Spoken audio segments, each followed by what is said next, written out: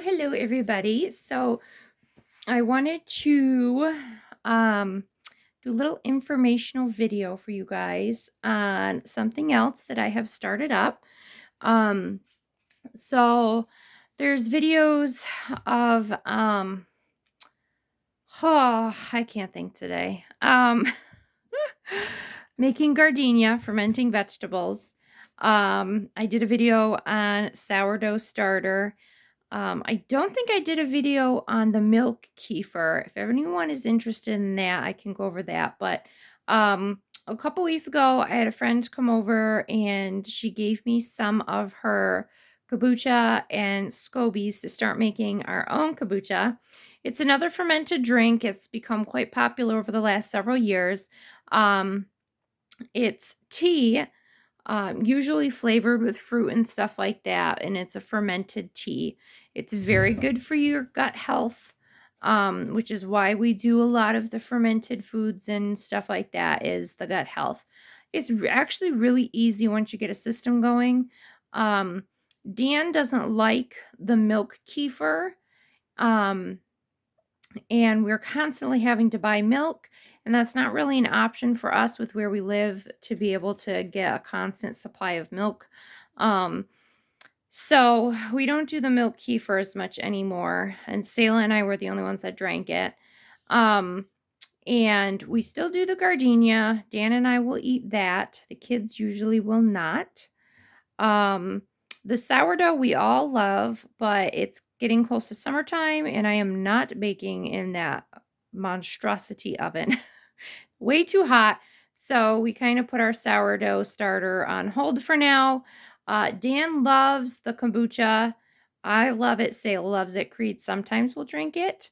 Um, and it's really good. Like Dan, a lot of times after he works on a hot day, he always wants, a cold beer. That's just not healthy or good for you. So the kombucha is kind of that replacement. It's got a little bit of that fermented flavor. Um, and when it's cold, and I'm always craving soda. I miss soda so much. So this has a little bit of that fizziness to it. So we really like the kombucha. It's a good, healthy drink. We don't have to feel guilty, and it's really inexpensive to keep going.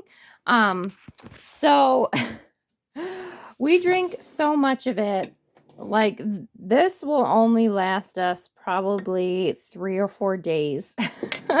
These are half-gallon jars, and these are regular quart mason jars. So, I was just doing 2 half-gallon, and then it was not lasting long at all. So I went from 2 to 3. And 3, when you add the fruit and everything, will kind of divvy up to, these containers here. So this one is going to be flavored orange, and this one is pineapple, and the rest of these are pineapple. So the pineapple, the more citrusy the fruit, there's some fruits you'll find out that there's a lot more fizziness to it.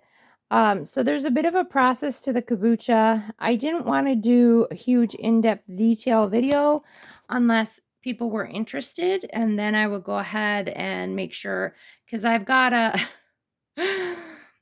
clean the area and get it all set up for the video and stuff like that. So if anyone's interested, let me know.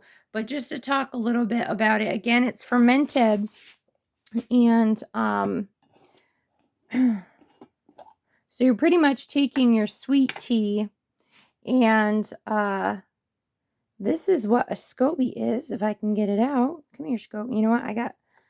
So your SCOBYs will keep growing. You need 1 SCOBY per jar. It's the little living alien thing that helps to ferment it. So this is a SCOBY. They will keep growing in the jar because it's a living organism. They're really nasty looking. But they'll keep growing. So this one right here was the size of that jar. Since they keep growing, I peel off the extra layers. These are really good to eat. The dog loves it. The chickens love it. It's really good for them too.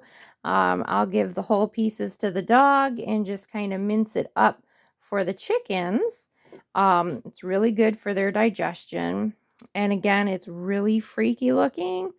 But, you know, Dookie. Duke loves them. Who's your good boy? Sit. Sit.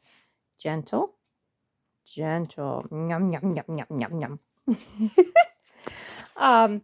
So there's one SCOBY in each jar. You can kind of see it in there. I kind of kept the bigger ones in there.